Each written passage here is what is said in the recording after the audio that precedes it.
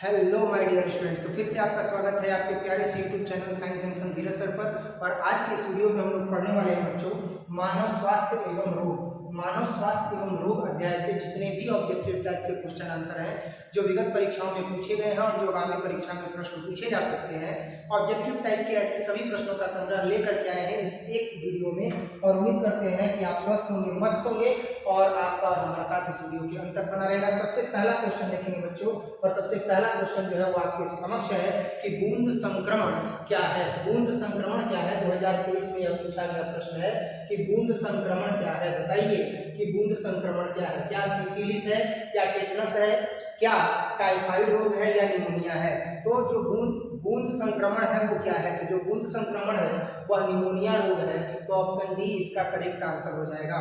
Next जो है बच्चों हम देखेंगे दूसरा प्रश्न, और दूसरा प्रश्न जो है वो आपके समक्ष है कि अभिकर्मक क्या है।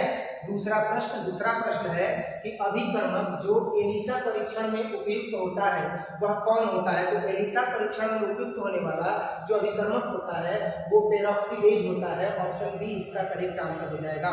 दूसरा के बाद बच्चों हम देखेंगे तीसरा प्रश्न, और तीसरा प्रश्न है कि फाइलेरिया रोग का वाहक है। 2017 में पूछा गया प्रश्न है कि फाइलेरिया रोग का वाहक कौन है? तो मादा क्यूलेक्स मच्छर होता है। तो ऑप्शन सी इसका करेक्ट आंसर हो जाएगा।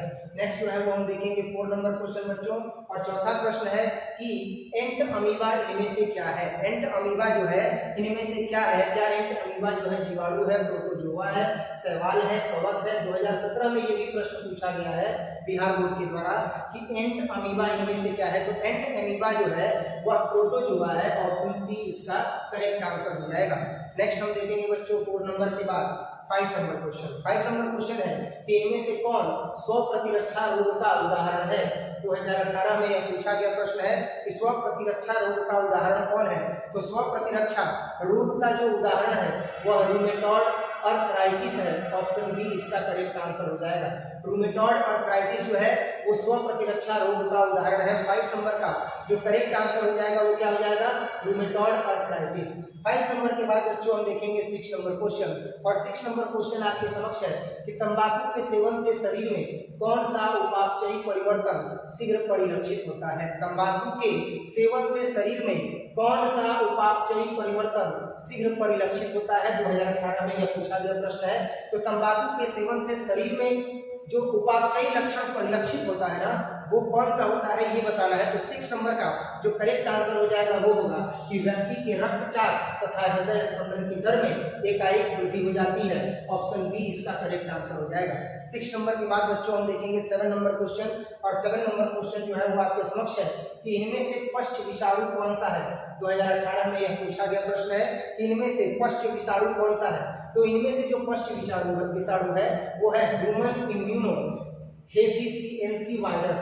ह्यूमन इम्यूनो हेफिशिएंसी वायरस जो है वह पश्च विषाणु है। ऑप्शन ए इसका करेक्ट आंसर हो जाएगा कि ह्यूमन इम्यूनो हेफिशिएंसी वायरस जो है वह पश्च विषाणु है। 7 नंबर के बाद बच्चों हम देखेंगे 8 नंबर क्वेश्चन जो कि 2018 में पूछा गया है कि इनमें से कौन सी बीमारी प्रतियोजक द्वारा उत्पन्न होती है। इनमें से कौन बीमारी जो है वह प्रतियोजक के द्वारा उत्पन्न होती है। तो वो हे ज्वर है। ऑप्शन बी इसका करेक्ट आंसर हो जाएगा। 8 नंबर के बाद 9 नंबर क्वेश्चन देखेंगे कि एलिफेंटिरिस का कारक क्या है। 2021 में यह पूछा गया प्रश्न है कि एलिफेंटिरिस का कारक क्या है। तो एलिफेंटिरिस का कारक जो है वो वूचेरिया है। कौन है? वूचेरिया है या वूचेरेरिया है। तो ऑप्शन सी इसका करेक्ट आंसर हो जाएगा। 9 नंबर के बाद हम देखेंगे 10 नंबर क्वेश्चन, और 10 नंबर क्वेश्चन है निम्नलिखित में से कौन जीवाणु से होने वाली बीमारी नहीं है। इनमें से कौन सी जो बीमारी है वह जीवाणु से नहीं होती है। तो जीवाणु से नहीं होने वाली बीमारी जो है वो इन्फ्लुएंजा है। ऑप्शन डी इसका करेक्ट आंसर हो जाएगा। नेक्स्ट 10 नंबर के बाद हम देखेंगे 11 नंबर क्वेश्चन, और 11 नंबर क्वेश्चन जो है वो आपके समक्ष है बच्चों कि ऐसे पदार्थ जिनके प्रति प्रतिरक्षा अनुक्रिया होती है उसे कहते हैं। तो ऐसे पदार्थ जिनके प्रति प्रतिरक्षा अनुक्रिया होती है उसे एंटीबॉडी कहते हैं। ऑप्शन सी इसका करेक्ट आंसर हो जाएगा। नेक्स्ट 11 नंबर के बाद अब हम देखेंगे 12 नंबर क्वेश्चन कि एलर्जी में बनने वाली प्रतिरक्षियां हैं, तो एलर्जी में जो बनने वाली प्रतिरक्षियां हैं वो कौन सी हैं? क्या वो IgA प्रकार की है, IgM प्रकार की है, IgE प्रकार की है या IgG प्रकार की है? तो एलर्जी में बनने वाली जो प्रतिरक्षियां हैं वो कैसी हैं? तो एलर्जी में बनने वाली जो प्रतिरक्षियां हैं वो IgE प्रकार की है। ऑप्शन बी इसका करेक्ट आंसर हो जाएगा। 12 नंबर के बाद अब हम देखेंगे 13 नंबर प्रश्न कि एलर्जी के कारण निकलने वाला रसायन है। 2010 और 2021 में यह पूछा गया प्रश्न है कि एलर्जी के कारण निकलने वाला जो रसायन है वह कौन सा है? तो हिस्टामिन है। ऑप्शन ए इसका करेक्ट आंसर हो जाएगा। 13 नंबर के बाद बच्चों अब हम देखेंगे 14 नंबर प्रश्न, जो भी 2010 और 2021 में पूछा गया प्रश्न है कि ट्रिपल एंटीजन टीका का उपयोग नहीं होता है। ट्रिपल एंटीजन टीका का उपयोग नहीं होता है, तो कहाँ नहीं होता है? तो टाइफाइड में जो है वो नहीं होता है। टाइफाइड के लिए जो है वह ट्रिपल एंटीजन टीका का उपयोग नहीं होता है। 14 नंबर के बाद अब हम देखेंगे 15 नंबर प्रश्न, और 15 नंबर प्रश्न है बच्चों कि HIV निम्न में किस कोशिका पर आक्रमण करता है? HIV जो है वह किस कोशिका पर आक्रमण करता है? तो HIV जो है वो टी हेल्पर कोशिका पर आक्रमण करता है। ऑप्शन डी इसका करेक्ट आंसर हो जाएगा। टी हेल्पर कोशिका, टी हेल्पर कोशिका पर HIV जो है वह क्या करता है? सीधे आक्रमण करता है। 15 के बाद हम देखेंगे 16 नंबर प्रश्न कि यौन संचारित रोग है, तो यौन संचारित रोग कौन सा है? ये 2015 में जो है वह पूछा गया प्रश्न है कि यौन संचारित रोग कौन सा है? तो यौन संचारित जो रोग है वह गोनोरिया है। तो ऑप्शन सी इसका करेक्ट आंसर हो जाएगा। गोनोरिया इसका करेक्ट आंसर हो जाएगा। गोनोरिया जो है वह यौन संचारित रोग है। 16 नंबर के बाद अब हम देखेंगे 17 नंबर प्रश्न कि विषाणु किससे बना होता है? 2009 में यह पूछा गया प्रश्न है कि विषाणु किससे बना होता है? तो विषाणु जो होता है वह किससे बना होता है? तो विषाणु प्रोटीन तथा न्यूक्लिक अम्ल से बना होता है। ऑप्शन बी इसका करेक्ट आंसर हो जाएगा। विषाणु किससे बना होता है? तो प्रोटीन तथा न्यूक्लिक अम्ल से बना होता है। 17 नंबर के बाद देखेंगे 18 नंबर प्रश्न, और 18 नंबर प्रश्न आपके समक्ष है। क्या है 18 नंबर प्रश्न कि विषाणु का अध्ययन किस शाखा में किया जाता है? 2009 में यह पूछा गया प्रश्न है। तो विषाणु का जो अध्ययन है वह किया जाता है वायरोलॉजी में। ऑप्शन बी इसका करेक्ट आंसर हो जाएगा। नेक्स्ट जो है वो हम देखेंगे 19 नंबर प्रश्न, और 19 नंबर प्रश्न है कि PCR विधि आवश्यक है। PCR विधि किसके लिए आवश्यक है? तो PCR विधि जो है वह DNA संवर्धन में आवश्यक है। ऑप्शन डी इसका करेक्ट आंसर हो जाएगा। नेक्स्ट 19 के बाद हम देखेंगे 20 नंबर क्वेश्चन कि रेस्ट्रिक्शन विकार है। ये 2012 में पूछा गया प्रश्न है कि रेस्ट्रिक्शन विकार है, तो रेस्ट्रिक्शन विकार क्या है? तो रेस्ट्रिक्शन विकार है एंडोन्यूक्लिएज। ऑप्शन बी जो है इसका करेक्ट आंसर हो जाएगा। नेक्स्ट 20 के बाद अब हम देखेंगे 21 नंबर प्रश्न कि दर्दनाशक औषधियां क्या करती हैं? तो जो दर्दनाशक औषधियां होती हैं वो क्या करती हैं? तो दर्दनाशक जो औषधियां होती हैं वो दर्द से मुक्ति दिलाती है। सामान्य सा उत्तर होगा इसका कि दर्दनाशक जो औषधियां होती हैं वो दर्द से मुक्ति दिलाती है। 21 नंबर के बाद 22 नंबर प्रश्न है कि एड्स होता है। 2019 में यह प्रश्न बिहार बोर्ड के द्वारा बायोलॉजी 12th क्लास में पूछा जा चुका है कि एड्स होता है, तो एड्स कैसे होता है? तो जो एड्स होता है वह विषाणु के द्वारा होता है। ऑप्शन बी इसका करेक्ट आंसर हो जाएगा। 22 नंबर के बाद बच्चों अब हम देखेंगे 23 नंबर प्रश्न कि इम्यून डिफिशियंसी सिंड्रोम किसके कारण विकसित हो सकते हैं? तो इम्यून डिफिशियंसी सिंड्रोम जो है वह एड्स विषाणु के कारण विकसित हो सकते हैं। ऑप्शन सी इसका जो है वो करेक्ट आंसर हो जाएगा। 23 नंबर के बाद अब बारी है 24 नंबर प्रश्न की कि अफीम का नशा है, तो अफीम का नशा कैसा होता है? अफीम का जो नशा होता है वो कैसा होता है? क्या अफीम का नशा भांग के जैसा होता है? क्या अफीम जो होता है चरस, हीरोइन, निकोटीन, तो अफीम नशा है। तो अफीम का नशा है, तो अफीम किसका नशा है ये बताना है। क्या भांग है, चरस है, हीरोइन है? तो अफीम जो है वह हीरोइन है। ऑप्शन सी जो है इसका करेक्ट आंसर हो जाएगा। 24 नंबर के बाद बच्चों अब हम देखेंगे 25 नंबर प्रश्न, और 25 नंबर प्रश्न है कि मनुष्य में दाग की बीमारी होती है। मनुष्य में दाग मतलब दाग जो हो जाता है वो बीमारी होती है। ये 2022 में पूछा गया है कि मनुष्य में जो बीमारी होती है दाग की वो किसके कारण होती है? तो कवक के द्वारा होती है। ऑप्शन बी इसका करेक्ट आंसर हो जाएगा। 25 नंबर के बाद अब हम देखेंगे 26 नंबर प्रश्न, और 26 नंबर प्रश्न जो है वो है कि एड्स विषाणु का आनुवांशिक पदार्थ है। तो एड्स विषाणु का जो आनुवांशिक पदार्थ है, एड्स विषाणु का जो आनुवांशिक पदार्थ है वह है द्विकुंडलिनी RNA, ऑप्शन डी इसका करेक्ट आंसर हो जाएगा। नेक्स्ट 26 नंबर के बाद अब हम देखेंगे 27 नंबर प्रश्न, और 27 नंबर प्रश्न है कि क्षय रोग का संक्रमण मुख्यतः किसके द्वारा होता है। तो क्षय रोग का जो संक्रमण होता है वह मुख्य रूप से किसके द्वारा होता है? क्या हवा के द्वारा होता है, क्या कीटों के द्वारा होता है, क्या जल के द्वारा होता है, या संपर्क के द्वारा होता है? तो ये जो क्षय रोग का संक्रमण होता है वह मुख्य रूप से हवा के द्वारा होता है। ऑप्शन ए इसका करेक्ट आंसर हो जाएगा। 27 नंबर के बाद बच्चों अब हम देखेंगे 28 नंबर प्रश्न कि विश्व एड्स दिवस होता है। विश्व एड्स दिवस होता है, 28 नंबर प्रश्न है। तो विश्व एड्स दिवस कब मनाया जाता है? तो 28 नंबर प्रश्न है कि विश्व एड्स दिवस कब मनाया जाता है? तो 1 दिसंबर को मनाया जाता है। 1 दिसंबर को विश्व एड्स दिवस मनाया जाता है। 28 नंबर के बाद अब हम देखेंगे 29 नंबर प्रश्न कि हीरोइन किस कुल के पौधे से प्राप्त होती है। जो हीरोइन होती है वह किस कुल के पौधे से प्राप्त होती है? तो हीरोइन जो होती है वह पेपावरेसी कुल के पौधे से प्राप्त होती है। ऑप्शन बी इसका करेक्ट आंसर हो जाएगा। 29 के बाद हम देखेंगे 30 नंबर प्रश्न कि ओपियम यानी अफीम, ओपियम यानी अफीम किससे प्राप्त होती है? तो जो ओपियम होती है, अफीम होती है, वह किससे प्राप्त होती है? तो पेपावर सोमनिफेरम से प्राप्त होती है। ऑप्शन डी इसका करेक्ट आंसर हो जाएगा। 30 के बाद हम देखेंगे बच्चों 31 नंबर प्रश्न कि निम्न में से कौन सा यौन संचारित रोग है?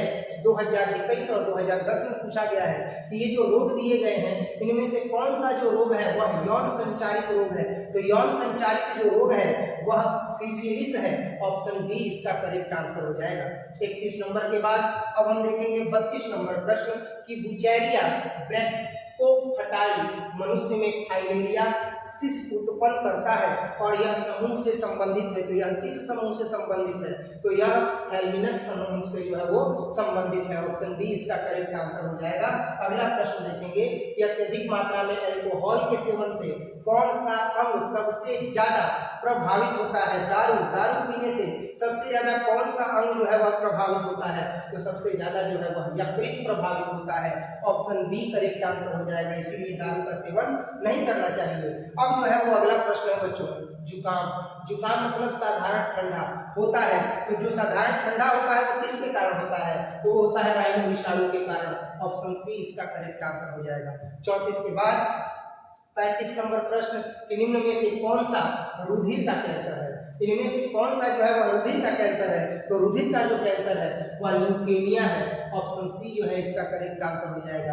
35 नंबर के बाद हम देखेंगे 36 नंबर प्रश्न कि कुछ रोगों की शीघ्र एवं सही पहचान हेतु हम किसका प्रयोग कर सकते हैं? तो कुछ रोगों की शीघ्र और सही पहचान करने के लिए हम जो प्रयोग कर सकते हैं वह एलाइजा का प्रयोग कर सकते हैं। ऑप्शन ए जो है वह करेक्ट आंसर हो जाएगा।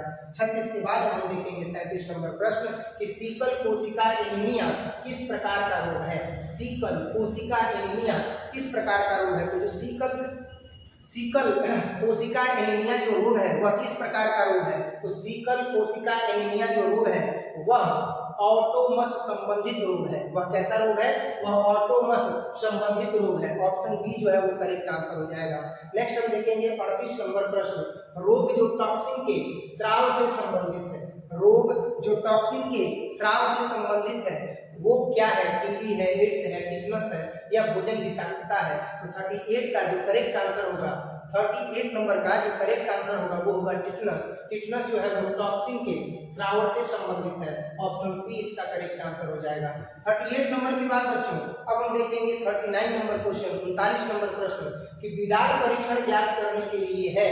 तो बिडाल परीक्षण ज्ञात करने के लिए क्या है? तो बिडाल परीक्षण ज्ञात करने के लिए टाइफाइड है। ऑप्शन बी इसका करेक्ट आंसर हो जाएगा। नेक्स्ट हम देखेंगे 40 नंबर प्रश्न कि AMPR जीन किसमें प्रतिरोधक क्षमता विकसित करने हेतु उत्तरदायी होता है? तो यह जो है वो प्रतिजैविक के प्रति उत्तरदायी होता है। ऑप्शन सी जो है वह करेक्ट आंसर हो जाता है। 40 नंबर के बाद अब हम देखेंगे 41 नंबर प्रश्न की कालाजार संचारित होता है। क्या होता है? कालाजार संचारित होता है। तो किसके कारण कालाजार संचारित होता है? सैंड फ्लाई के द्वारा जो है वह क्या होता है? संचालित होता है। सैंड फ्लाई के द्वारा कालाजार संचालित होता है। 41 नंबर के बाद अब हम देखेंगे 42 नंबर प्रश्न और 42 नंबर प्रश्न आपके समक्ष है कि BCG टीका किस रोग के प्रतिरक्षात्मक उपाय के लिए जो है वो उपयोग किया जाता है। तो BCG का जो टीका है वह तपेदिक के उपचार के लिए उपयोग किया जाता है। ऑप्शन ए करेक्ट आंसर हो जाएगा। BCG का टीका किसके लिए लगता है? तपेदिक के लिए लगता है। 42 के बाद हम देखेंगे 43 नंबर प्रश्न कि कुष्ठ रोग किसके कारण होता है। 2022 में यह पूछा गया प्रश्न है कि कुष्ठ रोग किसके कारण होता है। तो जो कुष्ठ रोग होता है वह माइकोबैक्टीरियम के द्वारा होता है। कुष्ठ रोग किसके कारण होता है? माइकोबैक्टीरियम के द्वारा होता है। ऑप्शन सी करेक्ट आंसर हो जाएगा। 43 नंबर के बाद हम देखेंगे 44 नंबर प्रश्न कि टिटनस रोग कहलाता है। टिटनस रोग को क्या कहते हैं? तो टिटनस रोग को जो है वो लौकजा कहते हैं। ऑप्शन सी इसका करेक्ट आंसर हो जाएगा। 44 नंबर के बाद हम देखेंगे 45 नंबर प्रश्न, और 45 नंबर प्रश्न आपके समक्ष है कि प्लाज्मोडियम के जीवन चक्र में मनुष्य है। प्लाज्मोडियम के जीवन चक्र में जो मनुष्य होता है वो क्या होता है? तो जो मनुष्य होता है वह द्वितीयक पोषक होता है। ऑप्शन बी करेक्ट आंसर हो जाएगा। द्वितीयक पोषक होता है मनुष्य प्लाज्मोडियम के जीवन चक्र में। 45 के बाद हम देखेंगे 46 नंबर प्रश्न कि कोकीन इनमें से किससे प्राप्त होता है। 2018 में यह पूछा गया प्रश्न है कि कोकीन, ये जो ऑप्शन दिए गए हैं इनमें से किसमें से प्राप्त होता है। तो जो कोकीन होता है वह इरिथ्रोजाइलम कोका से प्राप्त होता है। इरिथ्रोजाइलम कोका से प्राप्त होता है। 46 का ऑप्शन ए करेक्ट आंसर हो जाएगा। 46 के बाद हम देखेंगे बच्चों 47 नंबर प्रश्न कि मनुष्य में प्लाज्मोडियम की संक्रमण अवस्था क्या होती है। तो मनुष्य में जो प्लाज्मोडियम की संक्रमण अवस्था होती है वह स्पोरोज्वाइट होती है। स्पोरोज्वाइट होती है। ऑप्शन ए इसका करेक्ट आंसर हो जाएगा। 47 नंबर के बाद 48 नंबर प्रश्न देखेंगे कि रिट्रो विषाणु निम्नलिखित किस बीमारी का रोग जनक है। तो जो रिट्रो विषाणु है वह मुख्य रूप से जो है वह एड्स के जो है वह रोग का जनक है। ऑप्शन बी इसका करेक्ट आंसर हो जाएगा। 48 के बाद हम देखेंगे बच्चों 49 नंबर प्रश्न कि निष्क्रिय प्रतिरक्षा को प्राप्त किया जा सकता है निवेशित करके। निष्क्रिय प्रतिरक्षा को प्राप्त किया जा सकता है निवेशित करके। किसको निवेशित करके? तो निवेशित किया जाता है एंटीबॉडीज को, रोग प्रतिरोधक को। तो ऑप्शन ए जो है वह करेक्ट आंसर हो जाएगा। 49 के बाद हम देखेंगे 50 नंबर प्रश्न कि निम्नलिखित में कौन कैंसर कोशिकाएं हैं। कैंसर कोशिकाएं कौन सी हैं? तो इन ऑप्शंस में ये बताना है कि कैंसर कोशिकाएं कौन सी हैं। क्या जो कैंसर कोशिकाएं हैं वह प्लाज्मा कोशिकाएं हैं, मेमोरी कोशिकाएं हैं, हेला कोशिकाएं हैं या टी कोशिकाएं हैं। तो जो कैंसर कोशिकाएं हैं वह कौन सी कोशिकाएं हैं? तो जो कैंसर कोशिकाएं हैं वह हेला कोशिकाएं हैं। ऑप्शन बी इसका करेक्ट आंसर हो जाएगा। 50 के बाद अब हम देखेंगे 51 नंबर प्रश्न कि एस्केरिस सामान्यतः अधिक पाया जाता है। तो एस्केरिस सामान्यतः अधिक किसमें पाया जाता है? तो वह बच्चों में अधिक पाया जाता है। ऑप्शन सी इसका करेक्ट आंसर हो जाएगा। नेक्स्ट हम देखेंगे 52 नंबर प्रश्न, शिस्टोसोमा का मध्यस्थ पोषक क्या है। शिस्टोसोमा का जो मध्यस्थ पोषक है वह भेड़ है। ऑप्शन डी इसका करेक्ट आंसर हो जाएगा। 52 नंबर के बाद हम देखेंगे 53 नंबर क्वेश्चन, और 53 नंबर जो क्वेश्चन है वो है कि कैंसर के इलाज के लिए निम्नलिखित में से कौन सा प्रचलित नहीं है। कैंसर के इलाज के लिए निम्नलिखित में से कौन सा प्रचलित नहीं है। क्या कीमोथेरेपी प्रचलित नहीं है, सर्जरी जो है वह प्रचलित नहीं है, रेडियोथेरेपी प्रचलित नहीं है या फिजियोथेरेपी प्रचलित नहीं है। तो 53 नंबर का जो करेक्ट आंसर होगा वो होगा फिजियोथेरेपी, क्योंकि फिजियोथेरेपी जब हड्डी में चोट लग जाता है तब किया जाता है। जिसको लकवा मार जाता है उसका फिजियोथेरेपी किया जाता है। कैंसर का इलाज मूल रूप से अगर कहा जाए तो रेडियोथेरेपी थेरेपी से भी होता है, समझ में आ रहा है, और साथ ही साथ जो लेजर लाइट होता है उससे भी होता है। उसके जो रोगाणु होते हैं उसको मारने के लिए, है ना, लेजर गन का प्रयोग करके। तो 53 का जो करेक्ट आंसर होगा वो फिजियोथेरेपी होगा, ये प्रयोग नहीं होता है। एड्स के लिए स्क्रीनिंग परीक्षण है। इसके लिए एड्स के लिए जो स्क्रीनिंग परीक्षण है वो कौन है। तो एड्स के लिए जो स्क्रीनिंग परीक्षण है वह एलिसा है। एलिसा के द्वारा पता किया जाता है कि व्यक्ति को एड्स हुआ है या नहीं हुआ है। 54 के बाद हम देखेंगे 55 नंबर क्वेश्चन, हड्डी तोड़ बुखार का वेक्टर है। हड्डी तोड़ बुखार का जो वेक्टर है वो कौन है। तो हड्डी तोड़ बुखार का जो वेक्टर है वो है क्यूलेक्स। ऑप्शन सी इसका करेक्ट आंसर हो जाएगा। 55 के बाद हम देखेंगे 56 नंबर प्रश्न कि समूह की एंटीबॉडीज से एलर्जिक क्रिया प्रारंभ होती है। कौन सी एलर्जिक क्रिया प्रारंभ होती है। तो IgE होती है। 56 के बाद हम देखेंगे 57 नंबर क्वेश्चन कि मलेरिया में मच्छर द्वारा रुधिर में निर्मुक्त उत्पाद जो ठंड तथा बुखार उत्पन्न करता है कहलाता है। मलेरिया में मच्छर द्वारा जो रुधिर में निर्मुक्त उत्पाद होता है, जो मलेरिया जब रोग होता है तो मच्छर कुछ मुक्त कर देता है रक्त में, जब काटता है तो छोड़ देता है, जो ठंड तथा बुखार उत्पन्न करता है वह क्या कहलाता है।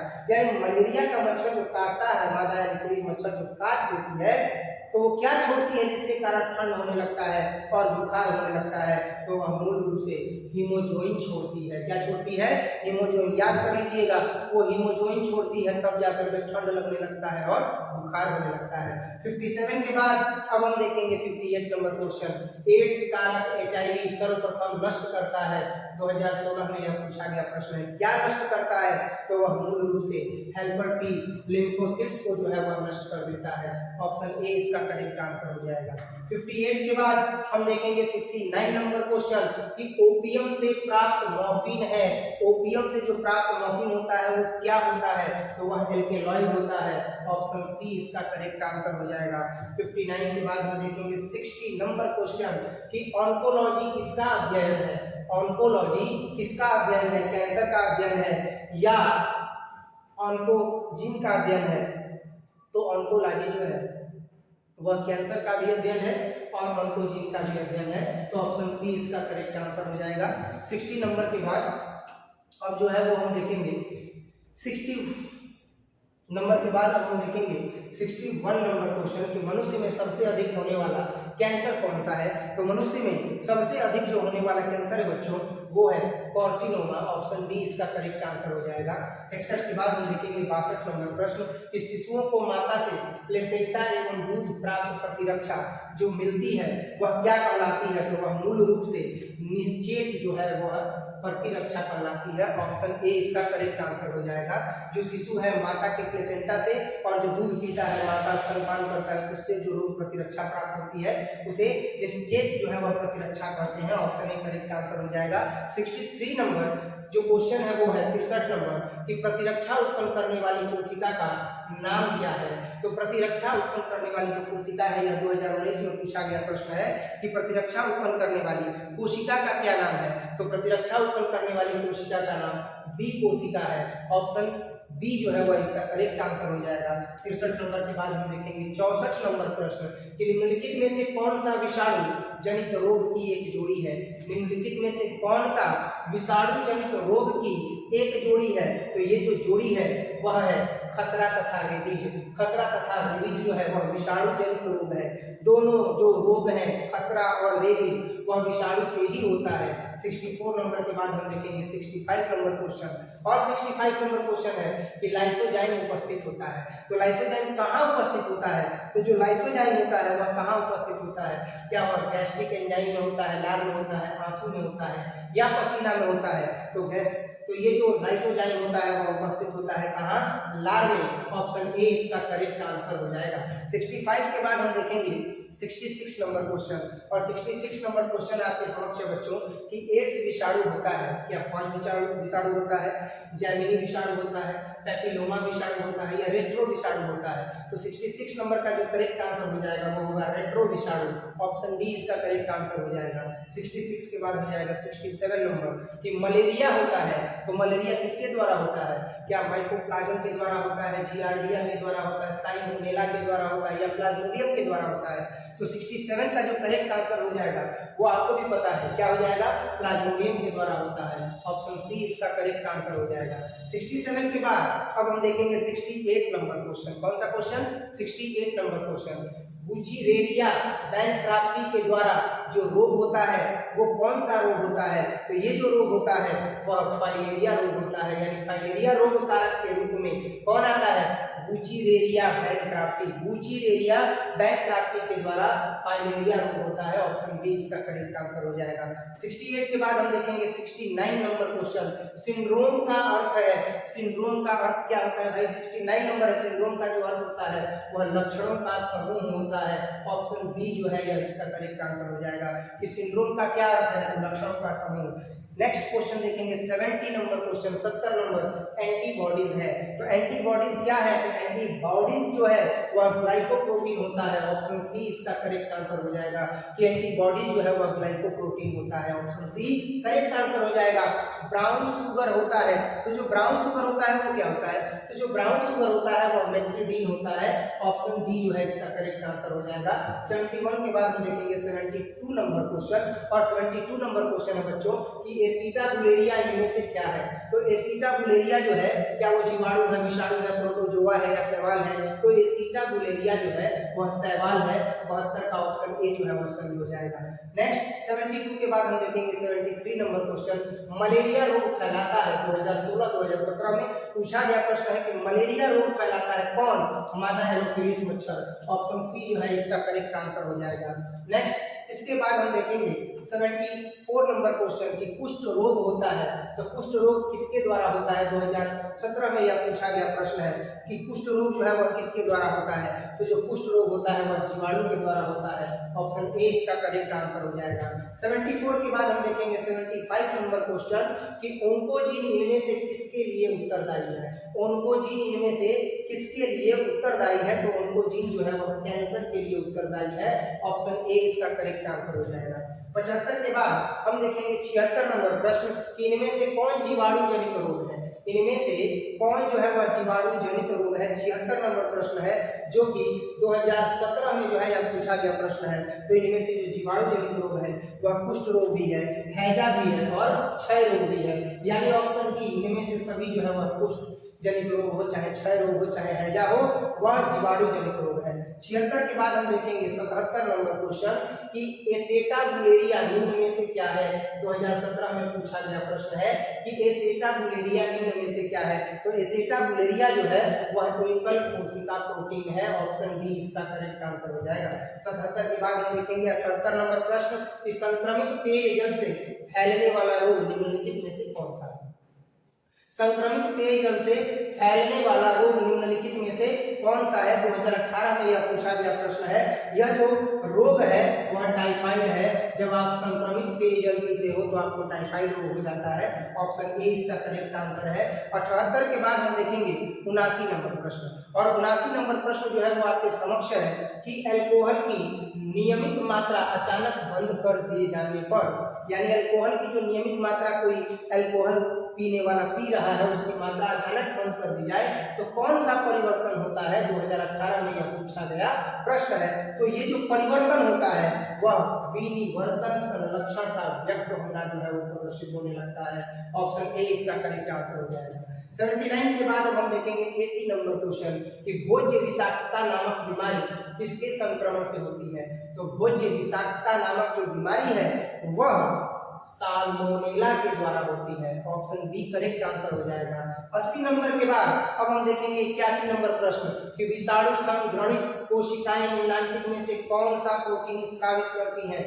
विषाणु संक्रमित जो कोशिकाएं होती हैं, ये जो ऑप्शन दिया गया है इनमें से कौन सा प्रोटीन जो है वह स्रावित करती है? तो ये जो प्रोटीन स्रावित करती है वह इंटरफेरॉन को स्रावित करती है। ऑप्शन बी इसका करेक्ट आंसर हो जाएगा। 81 के बाद हम देखेंगे 82 नंबर क्वेश्चन, और 82 नंबर क्वेश्चन है कि इनमें से कौन सा विषाणु जो है वह होने वाली, यानी विषाणु से होने वाली इनमें से कौन सी जो है वह बीमारी नहीं है? तो विषाणु से नहीं होने वाली जो बीमारी है वह डिप्थीरिया है। ऑप्शन सी जो है वह करेक्ट आंसर हो जाएगा।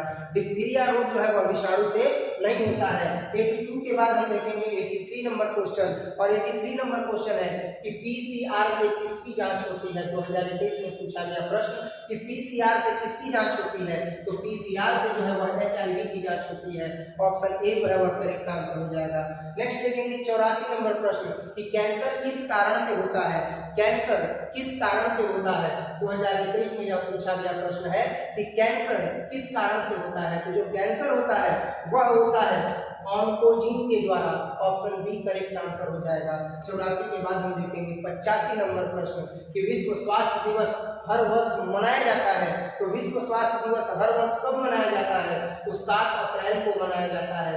7 अप्रैल को विश्व स्वास्थ्य दिवस मनाया जाता है। ऑप्शन बी इसका करेक्ट आंसर हो जाएगा। नेक्स्ट हम देखेंगे 86 नंबर प्रश्न कि हेरोइन है। तो हेरोइन क्या है?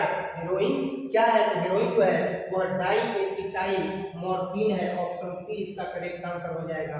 86 के बाद हम देखेंगे 87 नंबर प्रश्न कि रक्त में प्रतिजन तथा प्रतिरक्षी की परस्पर क्रिया का अध्ययन जो होता है क्या कहलाता है। रक्त में जो प्रतिजन होता है और जो प्रतिरक्षी होती है परस्पर उसकी क्रिया का जो अध्ययन किया जाता है वो क्या कहलाता है, तो वह सेरोलॉजी कहलाता है। ऑप्शन ए जो है वह इसका करेक्ट आंसर हो जाएगा। और इस तरीके से बच्चों ये टोटल नंबर ऑफ क्वेश्चंस 87 जो है वो हम लोगों ने डिस्कस किया। 87 प्रश्नों को डिस्कस किया जो कि विगत परीक्षाओं में पूछे गए प्रश्नों का संग्रह था और जो आगामी परीक्षाओं में आने वाले संभावित प्रश्न थे इस अध्याय मानव स्वास्थ्य एवं रोग से। उम्मीद करते हैं कि बहुत ही कम समय में आपको ये टॉपिक जो है वो बताया गया, आपको बेहतरीन ढंग से समझ में आया होगा। अगर ये आपको बेहतरीन ढंग से समझ में आया हो तो आप वीडियो को जरूर लाइक कीजिएगा ताकि पता तो चले कि कितने स्टूडेंट जो है वो इस वीडियो को देख सकते हैं या देख पाए हैं या देख रहे हैं। और अगर आपको कोई भी त्रुटि लग रही हो तो आप उस त्रुटि को कमेंट सेक्शन में जरूर बताइएगा। कमेंट सेक्शन आपके लिए ही है, आप कमेंट सेक्शन का यूज कीजिए और जो भी कमी हो उसे जरूर बताइए। और साथ ही साथ ये भी बताइए कि अब आपको किस प्रकार के प्रश्न चाहिए। ऑब्जेक्टिव टाइप में हम लोगों ने 8 क्वेश्चन नंबर 8 तक जो है वो ऑब्जेक्टिव देख लिया है और 2-3 दिन में इस चैप्टर के बाद जितने भी चैप्टर है वो सब कंप्लीट हो जाएंगे। इसके बाद हम लोग प्रीवियस ईयर में पूछे गए प्रश्नों को डिस्कस करेंगे। क्लियर है बच्चों? उम्मीद करते हैं कि आपको ये वीडियो काफी अच्छा लगा होगा। मिलते हैं अगले वीडियो में, तब तक स्वस्थ रहिए, मस्त रहिए। जय हिंद।